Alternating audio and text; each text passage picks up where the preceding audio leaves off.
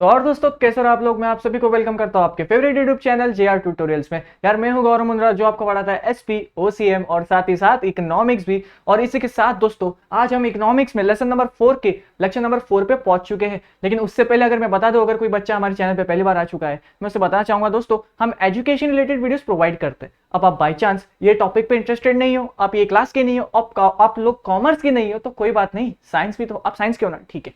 आपको क्या करना है, पूरे चैनल पे जाना है, चेकआउट करना है, आपके सारे वीडियोस आपके जो लेक्चर्स होंगे आपके लिए मिल जाएंगे। अगर आपको नहीं मिले तो ऐसा समझना है कि सर बस अब डालने वाले है ना। हमारे जो राहुल सर है जो साइंस पढ़ाते हैं आपको, अगर आपको नहीं बताओ तो चलिए ठीक है। यहाँ पे कॉमर्स वाले बच्चे आ जाओ वापस, है ना, फालतू की बातें सब छोड़ो, सीधा चलते हैं लेक्चर नंबर 4 पे। और आज का जो लेक्चर है ना, एकदम आराम से लेट के देखो, एकदम आराम से, कोई बात नहीं, क्योंकि ये जो चीज है ना ये तुम्हें खुद अपने मन से लिखनी है। आज तुम्हें बस मेरे बातें सुननी है, तुम्हें यहाँ से सीखना है कि हाँ सर ऐसा मैं इंग्लिश में अपने सिंपल लैंग्वेज में फ्रेम करके एग्जाम में लिखूंगा। आज ये तुम्हारा टास्क है। अगर आप जो मैं आज पढ़ाऊंगा इसको अगर आप याद करते रहोगे तो आप नहीं कर पाओगे। ये जो आंसर है, ये जो आज हम कंसेप्ट सीखेंगे, इसको बस आप सिंपली, आपको अपने सिंपल इंग्लिश में ग्रामेटिकल मिस्टेक के साथ, कोई बात नहीं, आपको लिखना है, एग्जाम में जाके प्रेजेंट करना है। वैसे आज हम जो सीखेंगे यहाँ से क्वेश्चन आना बहुत मुश्किल है। मुझे लगता नहीं है कि किसी का कॉलेज यहाँ से तो क्वेश्चन देगा। इफ बाई चांस आ गया तो हाथ के मार्क्स से देखो, इसलिए कह रहा हूँ पूरा फोकस यहाँ पे, आराम से लेट के देखो, कोई बात नहीं। लेकिन भाई सुनना है मैं क्या बता रहा हूँ, ठीक है। पता चला भाई बच्चा लेट के सो गया, अरे नहीं, ठीक है। बाकी मेरा इंस्टाग्राम आईडी है, ठीक है, गोल्डी मुंद्रा अंडरस्कोर। आप यहाँ पे जाके मुझे डाउट्स भेज सकते हैं, जो भी दिक्कत है, जो भी बातचीत करनी है, प्यार भेजो, कोई दिक्कत नहीं, ठीक है। बाकी कमेंट सेक्शन में भी आपको भेजना है, ठीक है। और ये अपने 4 मंत्र आप चलो आप गाओ, साथ में गाओ मेरे, आपको तो अब याद हो चुका है। लाइक करना है, शेयर करना है, सब्सक्राइब करना है, फॉलो करना है। फॉलो किसको, ये मेरा इंस्टाग्राम आईडी है। और बाकी हमारे फैकल्टी टीचर्स को जो आपके लिए दिन रात मेहनत करते हैं। तो चलो, अब मैंने तुम्हारा सारा समय ले लिया, लेकिन अब पूरा समय मैं लूंगा तो सिर्फ और सिर्फ इस कंसेप्ट के लिए। याद करो लेक्चर नंबर 3 लेसन नंबर 4 का, ठीक है सर। आप कहते हो तो याद करते हैं, जल्दी करो जल्दी करो। उसमें दोस्तों हमने क्या सीखा था, लास्ट में, एकदम लास्ट में क्या सीखा था सर, आपने ना सोशल इंफ्रास्ट्रक्चर के बारे में बताया था।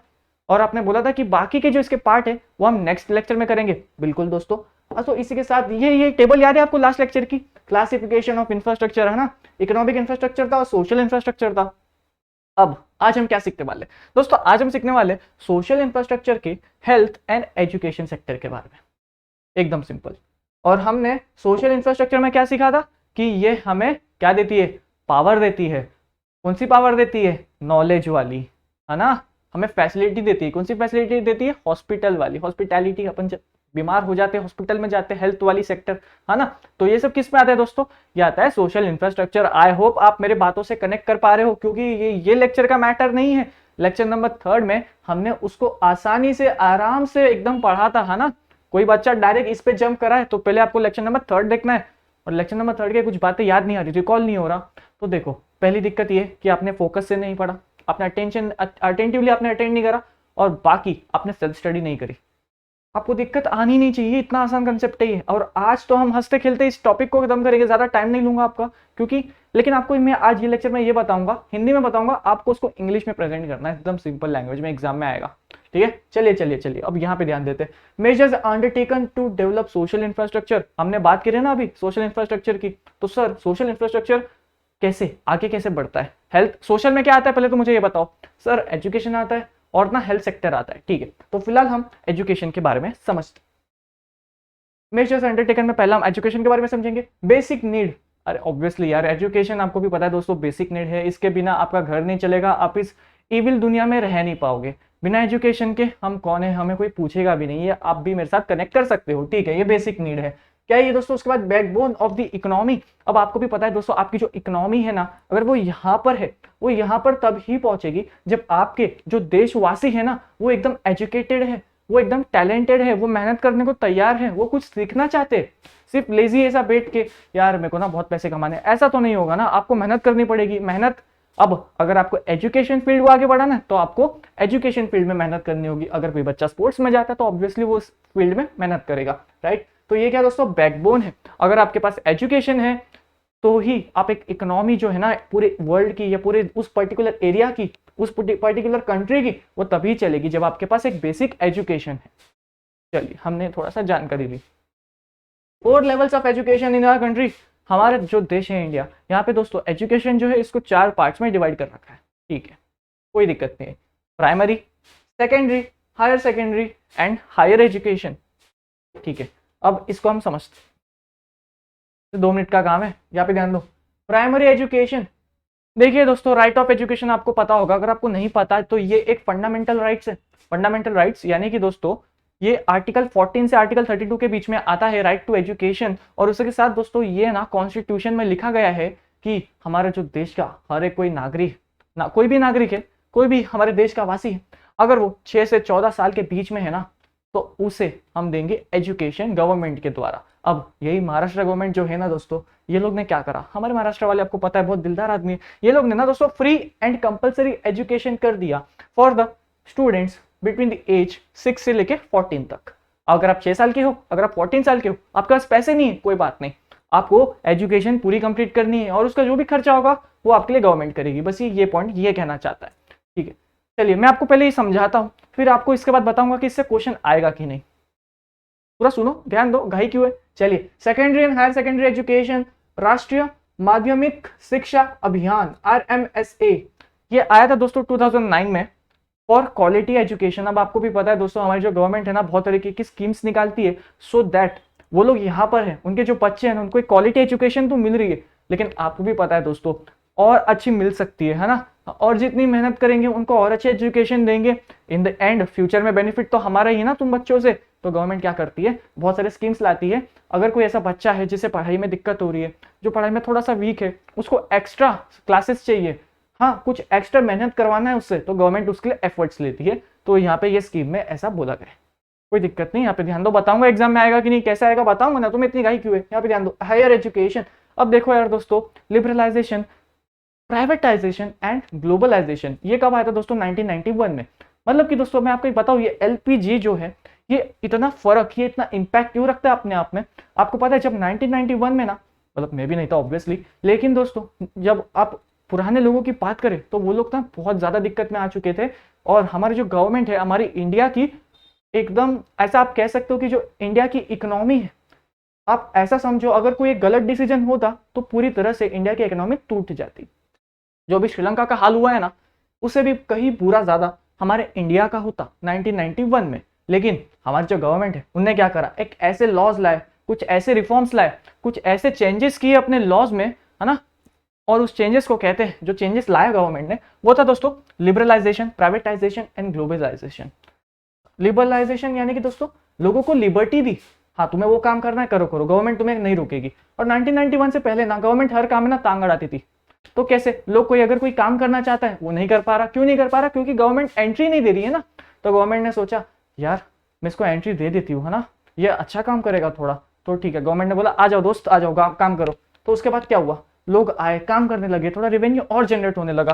फिर दोस्तों प्राइवेटाइजेशन, अगर किसको अपना प्राइवेट कुछ खोलना है, जैसे private school, private hospital, private entertainment वाला एरिया, तो लोगों ने, मतलब जो हमारी गवर्नमेंट है वो लोग है ना, लोगों को बोला आप लोग को प्राइवेट खोलना है ना अपना, गवर्नमेंट का साथ नहीं चाहिए, खुद से कर लोगे, इतने पैसे हैं, ठीक है खोल लो। तो ये क्या हो गया दोस्तों, प्राइवेटाइजेशन एंड ग्लोबलाइजेशन। यानी कि दोस्तों अगर आप इंडिया में हो, आप चाहते हो आप बाहर जाकर भी बिजनेस करो और बाहर से भी बिजनेस यहाँ पे लाओ, तो गवर्नमेंट ने यह भी अलाउ कर दिया। मतलब दोस्तों बातों से समझ रहा है कि 1991 से पहले ये तीनों चीजें अलाउड नहीं थी, और अलाउड भी थी तो एकदम थोड़ी सी अलाउड थी। इसलिए तो हमारा जो इंडिया है 1991 तक ना थोड़ा सा बहुत स्लो स्पीड में डेवलप हो रहा था, लेकिन उसके बाद तो जो स्पीड पकड़ी है हमने, आज हम एक अच्छे स्टेज पे है, खासकर ये तीनों चीजों की बात करें तो। ठीक है, तो यहाँ पे हायर एजुकेशन जो है ये तीनों चीजों के वजह से एकदम बढ़ता गया। चलिए आगे चलते हैं, यहाँ पे कुछ और भी एजुकेशन के बारे में दिया है, आइए समझते हैं। पहले दोस्तों inclusive education means all children in same classroom. मतलब कि सर आप ये कह रहे हो एक बड़ा सा क्लासरूम है, उसमें सारे बच्चे, सारे मतलब जो कोई बड़ा है जो छोटा है, सब एक साथ मिलकर पढ़ाई कर रहे हैं। बिल्कुल। बच्चे कह रहे सर ये ऐसा क्लासरूम सच में होता है? देखो बिल्कुल होता है। जो विलेजेस होते हैं, जो एकदम बहुत ही ज्यादा ऐसे एरिया है जहाँ पे डेवलपिंग के नाम पे कुछ नहीं हो रहा, पूरी तरह से वो एकदम बंद हो चुका है, कोई वहां पर रहता भी नहीं। लेकिन जो गिन चुन के लोग हैं, हम उनको तो थोड़ी ना बोलेंगे अरे तुम भी चले जाओ, ऐसा तो करेगी नहीं गवर्नमेंट। गवर्नमेंट तो यही चाहेगी ना यार वो एरिया भी डेवलप हो, तो क्यों ना वो बेचारों को एजुकेशन दिया जाए। देखिए गवर्नमेंट सोचेगी फिलहाल मैं इतना इन्वेस्ट नहीं करूंगी, फिलहाल मैं एक छोटा सा क्लासरूम बनाती हूँ, मैं इनका पहले इंटरेस्ट बिल्टअप करूंगी और उसके बाद पूरे एक स्कूल खोल के दूंगी। तो फिलहाल लेकिन यार एक क्लासरूम तो खोल ले, इस क्लासरूम में सारे बच्चों को बुलाएंगे हम, जो भी पढ़ना चाहता है ना आ जाओ आ जाओ सब आ जाओ। आप बड़े हो थोड़े से, आप 22 साल की हो, अब 12 साल की हो, कोई बात नहीं, साथ में मिलके पढ़ेंगे, आ जाओ सब आ जाओ। सबको एक क्लासरूम में बिठाया दोस्तों, उसे कहते हैं इंक्लूसिव एजुकेशन, और सबको एक साथ पढ़ाया, कोई दिक्कत नहीं। चलिए गर्ल्स एजुकेशन, अब आपको भी पता है दोस्तों, हमारे इंडिया में जो पहले की बात कर रहा हूँ, वहाँ पे ना यार लड़की लोगों को ना यार पढ़ाई नहीं करने देते थे, मतलब कहते थे तुम्हें तो घर में मतलब घर का काम करना है। तो ये तो पूरी तरह से गलत बात है। आज की डेट में आपको भी पता है लड़कियां खासकर एजुकेशन फील्ड में तो बहुत आगे है, और पता नहीं हम क्या कर रहे हैं लड़के लोग, अरे मेहनत करो थोड़ा, हमें आगे जाना है उनसे वापस, मतलब वापस तो खैर कंपटीशन देना अच्छा सा है ना। तो लेकिन आपको पता ही है लड़कियां आजकल क्लास के टॉपर्स में देखता हूँ यार लड़कियां ही निकलती है, पता नहीं भाई लड़के किधर है, तू पढ़ाई करो भाई।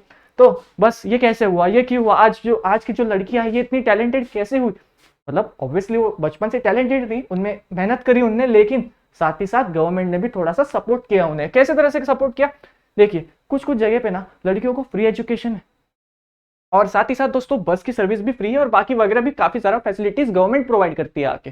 बच्चा कह रहे सर ऐसा सच में होता है, अरे बिल्कुल होता है। आपको भी पता है दोस्तों महाराष्ट्र जो है, यहाँ पे बहुत सारे सिटीज है, बहुत अच्छी अच्छी सिटीज है, बहुत सारे टाउन्स है जहाँ पे अच्छी फैसिलिटीज है, लेकिन दोस्तों कुछ ऐसा बैकवर्ड एरिया आ जाता है जहाँ पे अभी डेवलपमेंट बहुत ज्यादा जरूरी है कि नहीं। तो लेकिन दोस्तों अब वहां पे कौन करेगा डेवलपमेंट, कोई आप में से उठ के जाएगा मैं इस गांव को अपना बनाना चाहता हूँ, नहीं ना, ये सब मूवी में होता है। वो एक साउथ की मूवी देखी थी मैंने, लेकिन ये सब क्या होता है दोस्तों, मूवी में होता है। हमारे लिए तो हमारी गवर्नमेंट है, आपके पास आपकी गवर्नमेंट आई, उनने आपका हाल देखा गाँव का, यार यहाँ पे तो लड़कियों को पढ़ाई करने नहीं दे रहे, ये तो पूरी तरह से गलत बात है। इनकी जो सोच है ये काफी पीछे है ना। अब कोई लड़की को पढ़ाई क्यों नहीं करने देगा, क्योंकि उनकी तो सोच काफी बैकवर्ड है, बहुत पुराने जमाने के लोग हैं, इनकी हम सोच को तो नहीं बदल सकते, लेकिन उस लड़की को हमें आगे लाना है, आगे बढ़ना है उसे, तो गवर्नमेंट ने उनके लिए एजुकेशन लाया, फ्री एजुकेशन से ऐसे तरह तरह के फैसिलिटीज दी। अडल्ट लिटरेसी, अब दोस्तों आपको भी पता है अडल्ट यानी कि जो 18+ है ना। अब सोचो यार आप 18+ हो चुके हो, आपको अगर एजुकेशन ना मिले तो कैसा लगेगा आपको, आप 18 हुए आपने पढ़ाई छोड़ दी, नहीं ना यार। यहाँ पे हम कब से कह रहे हैं एजुकेशन जो है बैकबोन है इकोनॉमी की, है ना। हम कैसे कब से इतनी देर से चिल्लाते आ रहे हैं कि बिना एजुकेशन के हमारी कंट्री की इकोनॉमी कैसे बढ़ेगी। अब आप कह रहे हो कि यार अडल्ट अगर पढ़ाई करना छोड़ देगा तो कैसे चलेगा यार, क्योंकि ये जो अडल्ट है 18 का है, ये आज से 5-6 साल बाद जब और बड़ा सा हो जाएगा तब इसके पास एक अच्छी जॉब होगी। और ऐसा कहते हैं, मतलब ऐसा आपको भी पता है, मानते हैं कि एजुकेशन द्वारा आपको एक अच्छी जॉब मिल सकती है, राइट, मतलब एक सिक्योर जॉब। तो बस यहाँ पे यही कह रहे हैं कि अडल्ट, तो ये जो लोग है ना 18 साल के ऊपर के, ये लोग क्या करते थे ना, पढ़ाई बीच में छोड़ देते थे और लाइक लेबर वाला काम करते थे। देखो वो काम गलत नहीं है, लेकिन आप अभी यंग हो, आप कुछ और भी कर सकते हो, आप थोड़ी सी मेहनत करो, आपको अगर सपोर्ट चाहिए तो गवर्नमेंट है ना उसके लिए। आप जो काम कर रहे हो वो गलत नहीं है, वो आप पार्ट टाइम में करो, लेकिन दोस्तों उसके साथ आपको पढ़ाई भी करनी है। यहाँ पे ये हमें सीखने को कह रहा है। ट्राइबल एजुकेशन, अब आपको भी पता है दोस्तों कुछ ऐसे एरियाज है जो बहुत ही ज्यादा बैकवर्ड है, ठीक है। यहाँ पे आप ऐसे कह सकते हो ये ट्राइबल, वो पता है कौन लोग हो गए, जो हम जिसे आदिवासी टाइप्स कहते हैं, ये वो लोग हो गए, इनको पढ़ाई से कोई लेना देना नहीं है, इन्हें सिर्फ इतना पता है कि इन्हें शिकार करना है, या जंगल टाइप्स वाले एरिया में ये लोग रहते हैं। अब लेकिन ये तो वो हमारे देश के पार्ट ना यार, बेचारे हमारे महाराष्ट्र के पार्ट है, गवर्नमेंट से क्या करा देखा नहीं गया, उनने सोचा कि यार इन्हें एजुकेशन देना हमारा फर्ज बनता है, इन्हें एजुकेशन दिया, इन्हें बुक्स वगैरह दी, जिसे मटेरियल करके यहाँ पे लिखा है फ्री ऑफ कॉस्ट, वो भी सब कुछ। और उसके साथ दोस्तों किसको दिया, जो ट्राइबल स्टूडेंट है उनको मनाया पहले तो, यार आप पढ़ाई करो, ये सब आप करो, कोई बात नहीं, अच्छा काम कर रहे हो आप, लेकिन साथ ही साथ पढ़ाई भी करो। उन्हें पढ़ाई का एजुकेशन दिया, इसका महत्व बताया, इसका इंपॉर्टेंस बताया, ठीक है। चलिए तो दोस्तों देखिए इसी के साथ हमने एजुकेशन सेक्टर के महाराष्ट्र के जो इसमें फील्ड में है ना उसको कवर किया, लेकिन एग्जाम में इसमें सर क्वेश्चन कैसा आएगा इसका ही वेट कर रहे थे ना, आओ समझते।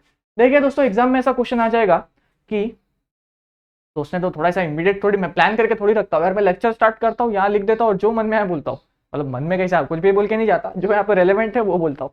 देखिए यहाँ पे क्वेश्चन ऐसा आ सकता है कि right a short note on education sector of Maharashtra.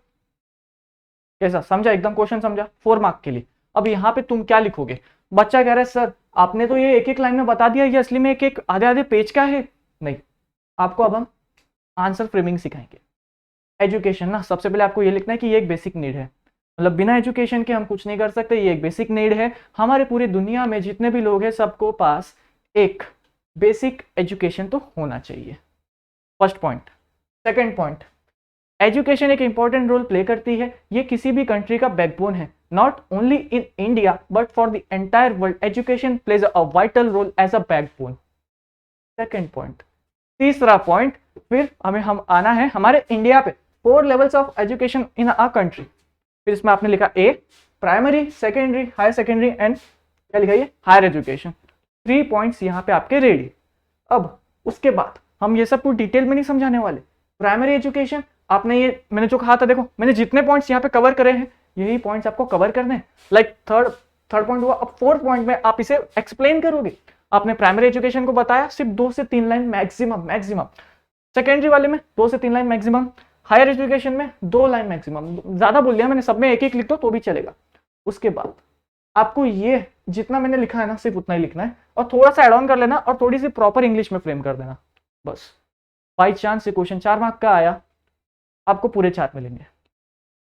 अब आप लोग क्या कर रहे थे, ये जो हायर एजुकेशन है ना, ये मैंने देखा ये आधे पेज का है करीबन। अरे इतना पूरा नहीं लिखना है, यहां से सिर्फ 2 लाइन पिक करो, ठीक है। अगर कोई बच्चा है बोल रहा है कि सर ये लिखना जरूरी है क्या, तो मैं इसको ये कहूंगा कि आपने यहाँ पे 3rd पॉइंट कंप्लीट किया था ना, प्राइमरी सेकेंडरी हायर, तो सीधा 4th पॉइंट ये स्टार्ट कर देना। आपको 4 में से 2 से 3 मार्क्स तो मिनिमम मिलेंगे। और जैसे मैंने आपको बताया था, अगर आपने वैसा स्टार्ट किया तो आई एम श्योर आपको 3 मार्क्स तो पक्के मिलने वाले।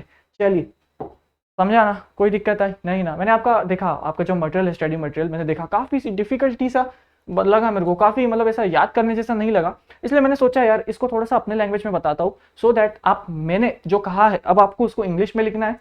दिक्कत आ रही है इंग्लिश फ्रेमिंग में, मुझे इंस्टाग्राम पे कांटेक्ट करो, मैं करवा के दूंगा। लेकिन आपकी ड्यूटी है आपको पहले एटलीस्ट ट्राई करना है, उसके बाद करके दूंगा, नहीं तो नहीं करूंगा।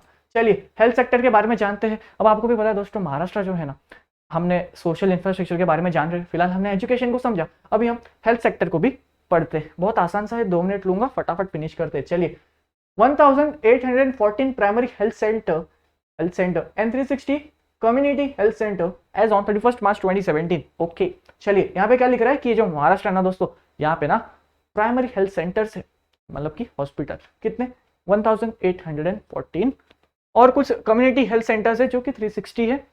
एज ऑन 31 मार्च 2017 को इतने हमारे यहाँ पे हेल्थ फैसिलिटी हुआ करती थी। ओके सर, कुछ दिक्कत आई इसमें, फैक्चुअल डेटा है, आप इसको चेंज नहीं कर सकते हो, आप जो लिखा है वो लिख के आना है, ठीक है। चलिए in rural and urban areas to improve the health sector. अब देखो यार दोस्तों, हमारा महाराष्ट्र है, आपको भी पता है कुछ एरिया ऐसा है जो बहुत ज्यादा डेवलप्ड है जिसे कहते हैं अर्बन, लेकिन कुछ ऐसा एरिया है जो थोड़ा सा ना मतलब डेवलपिंग स्टेट में या बिल्कुल डेवलप नहीं है, उसे क्या कहते हैं, रूरल कहते हैं। तो रूरल एरियाज में जो गांव है वहां पे भी हॉस्पिटल आना बहुत जरूरी है ना दोस्तों, है कि नहीं यहाँ भी बताओ। तो हमारा जो महाराष्ट्र गवर्नमेंट है ना, उनने सोचा यार कुछ तो करना पड़ेगा, कुछ तो मतलब बेचारे कहाँ जाएंगे वो 10-10 किलोमीटर 20-20 किलोमीटर, वो पहले गाड़ी में किसको लेके जाएंगे, अरे तब तक तो वो इंसान बचेगा कि नहीं उसका भी कोई डाउट, मतलब कोई आइडिया नहीं है। तो अब गवर्नमेंट ने क्या करा, उनके गाँव में जो काफी ज्यादा बैकवर्ड है उनके लिए एक हॉस्पिटल खोल के दिया, यहाँ पे ये आपको लिखना है। चलिए 2 पॉइंट एकदम समझा, कोई दिक्कत आई, हेल्थ सेक्टर यार हॉस्पिटल सेक्टर की बात कर रहे हैं हम फिलहाल, है ना। चलिए महाराष्ट्र गवर्नमेंट क्रिएटेड 3 टायर, क्या बोल रहा हूँ भाई, Maharashtra government created 3 tier health infrastructure. मतलब कि अब दोस्तों गवर्नमेंट जो है हमारी महाराष्ट्र की, ये हम महाराष्ट्र का डेटा पढ़ रहे हैं सिर्फ, ठीक है। चलिए जो हमारी गवर्नमेंट है महाराष्ट्र की, वो लोगों ने ना क्या करा, हेल्थ सेक्टर को 3 पार्ट्स में डिवाइड करा कि किस तरह की आपको फैसिलिटीज मिलेगी। अब समझते, पहले दोस्तों primary tier includes primary health centres and community health centres. मतलब कि दोस्तों प्राइमरी, अगर आपको लाइक डेली करोगे, जैसे डेली मतलब कि अगर आपको कोई छोटी मोटी बीमारी हुई है, आपको छोटा मोटा लग गया है, थोड़ा सा लगा है, ज्यादा लाइक ऑपरेशन करने की जरूरत नहीं है, तो आप किधर जाओगे दोस्तों, प्राइमरी हेल्थ सेंटर्स। अब आपको ये सब नहीं लिखना है कि वहां पे अगर आपका छोटी सी लगी है तो आप प्राइमरी हेल्थ सेंटर्स में जाओगे, नहीं। आपके जो टेक्स्ट बुक में दिया है, जो भी बुक है आपके पास, ऐसे लिख के आना है, includes primary health centre and ये सेकेंडरी सब district hospital and district hospital. अब आपको भी पता है दोस्तों, महाराष्ट्र में ना काफी सारे ऐसे डिस्ट्रिक्ट है, लाइक पालघर डिस्ट्रिक्ट हो गया, थाने डिस्ट्रिक्ट हो गया यार, और भी काफी सारे, है ना, राइट। तो वहां पे उनके लिए अलग सा एक उन्होंने हॉस्पिटल बना रखा है, बस ये। अब आपको यहाँ पे अपने मन से कुछ लिखना नहीं है, प्राइमरी में जो दिया है एक लाइन में फिनिश करा, सेकेंडरी में जो दिया एक लाइन में फिनिश करा, टर्शरी टीयर में जो दिया एक लाइन में फिनिश करा। अब टर्शरी टीयर है क्या, well equipped medical college and super speciality hospital in major city. अब देखो यार, अब जैसे आपको पता होगा दोस्तों, जो मुंबई है ये बहुत ज्यादा डेवलपिंग एरिया है, बहुत ज्यादा डेवलप्ड एरिया, आपको भी पता है। तो ये यहाँ पे क्या होगा दोस्तों, टर्शरी टीयर, यहाँ पे ऑलरेडी बहुत अच्छे कॉलेजेस जो है एस्टेब्लिश्ड है और बहुत ही अच्छे हॉस्पिटल। अभी आपको आपका एग्जाम्पल में मुंबई ऐसा लिख के नहीं आना है, आपके जो बुक में दिया है ना, ये पॉइंट्स को आपको बस कवर करना है। चलिए ओके, तो देखा यार दोस्तों, इसी के साथ हमने हेल्थ सेक्टर को भी कंप्लीट कर दिया। अब चलिए अब बात करते हैं, अगर एग्जाम में इस पे क्वेश्चन आ गया तो क्या करेंगे सर, है ना। अब समझाता हूँ। देखिए पहला तो इसमें आएगा right a short note on health sector of Maharashtra. अब आप क्या करोगे, देखो आओ इसको आंसर पर फ्रेम करते हैं। हेल्थ सेक्टर ना, चलिए सोचते हैं। हेल्थ सेक्टर, ठीक है, एकदम रेडी, तैयार हो सुनने को। आप इसमें ये लिख सकते हो कि ह्यूमन लाइफ बहुत ही इंपॉर्टेंट रोल प्ले करती है। बातों पे ध्यान दो, ह्यूमन लाइफ बहुत ही इंपॉर्टेंट रोल प्ले करती है एक नेशन के ग्रोथ में। बिना ह्यूमन लाइफ के नेशन का ग्रोथ नहीं हो सकता। फिर ह्यूमन लाइफ को हमें प्रोटेक्ट करना चाहिए, और इसी प्रोटेक्शन के साथ हेल्थ सेक्टर को इंट्रोड्यूस किया था। क्या कर रहा हूं मैं, डांस क्यों कर रहा हूं, हेल्थ सेक्टर को इंट्रोड्यूस किया था। हेल्थ सेक्टर ना ही सिर्फ हमारे नेशन में है बल्कि पूरी दुनिया में है, और दिन बर दिन इसकी जो क्या कह सकते हो इस पे, इसकी जो इंपॉर्टेंस है, इसका जो मतलब आप कह सकते हो क्वालिटी है, क्वालिटी ऑफ हेल्थ दिन बर दिन इंप्रूव होती जा रही है। थोड़ा सा काट फूट के अपने हिसाब से लिखो, ज्यादा बड़ा नहीं है, हार्डली आपको इसको 4 से 3 लाइन में कंप्लीट करना है। देखिए हमने 3 पॉइंट कवर कर लिया। अब आपको 4th पॉइंट लिखना है। हेल्थ सेक्टर जो है ना, ये हमारे इंडिया में बहुत इंपॉर्टेंट रोल प्ले करता है, और इसके साथ ही साथ महाराष्ट्र में भी करता है, और महाराष्ट्र गवर्नमेंट ने बहुत सारे एफर्ट्स लिए हैं हेल्थ सेक्टर को इंप्रूव करने के लिए। गाइस हमने यहाँ पे इनफैक्ट खड़े खड़े देखिए, मैंने आपसे बनाया भी नहीं था, मैं ये कैमरा के पीछे आया हूँ, और मेरे को हार्डली 2 से 3 मिनट्स लगा, लेकिन मैंने 4 पॉइंट्स आपको बनाकर दिए। अब हमने तो ये अब तक पॉइंट्स कवर भी नहीं किए, सोचो। 5वां पॉइंट, ये आपने फर्स्ट पॉइंट लिख दिया। 6वां पॉइंट कि रूरल एंड अर्बन एरियाज को भी काफी महाराष्ट्र गवर्नमेंट ने अच्छे से ध्यान रखा, कोई भेदभाव नहीं करा और दोनों को इक्वल इंपॉर्टेंस दिया।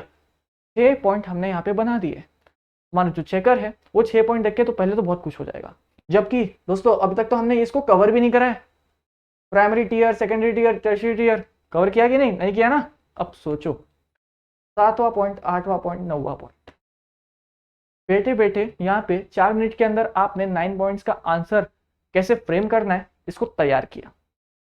अब ये कैसे आएगा सर, देखो यार पहले तो आपको अपनी इमेजिनेशन पावर को इंप्रूव करना है, और ट्राई करना है कि आप आंसर में थोड़ा सा उसको लेंदी बनाए, थोड़ा सा आउट ऑफ द बॉक्स जाए, आउट ऑफ द बॉक्स जाके सोचे, और कुछ ऐसे वर्ड्स यूज करे जो मतलब बहुत रेलेवेंट है। अब याद करो हमने जो इस आंसर के स्टार्टिंग के 4 पॉइंट कवर किए थे वो कितने ज्यादा रेलेवेंट थे कि नहीं, आप ही बताओ यार। मतलब इस तरह से आपको not only in economics but आपको एसपी में भी एंड ओसीएम में भी इस तरह से ही आंसर फ्रेमिंग करनी है, और उसको अपने सिंपल इंग्लिश में प्रेजेंट करना है।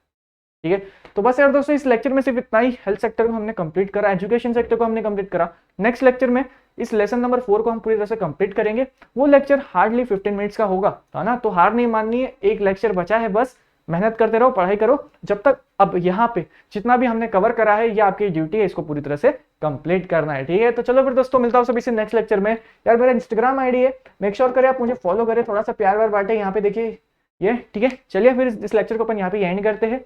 दिक्कत आ रही है कमेंट सेक्शन आपका है, बाकी इंस्टाग्राम पे मुझे टेक्स्ट कर सकते हो सो दैट मैं आपको और मेरे वॉइस के थ्रू समझा सकूं। चलिए फिर अब आपको और भी समय नहीं लूंगा, यहाँ पे मैं वीडियो को एंड करता हूँ।